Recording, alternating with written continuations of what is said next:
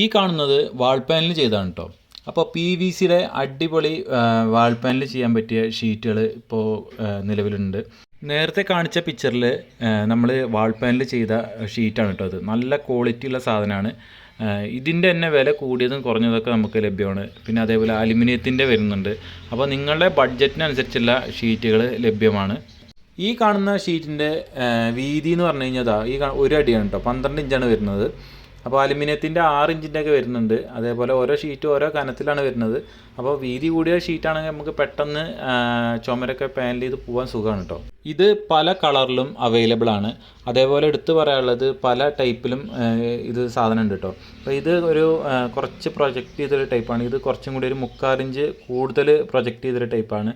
നിങ്ങളുടെ ബഡ്ജറ്റ് എങ്ങനെയാണോ അതിനനുസരിച്ചുള്ള ക്വാളിറ്റിയുള്ള മെറ്റീരിയൽ എടുത്തിട്ട് നിങ്ങൾക്ക് ചെയ്യാവുന്നതാണ്.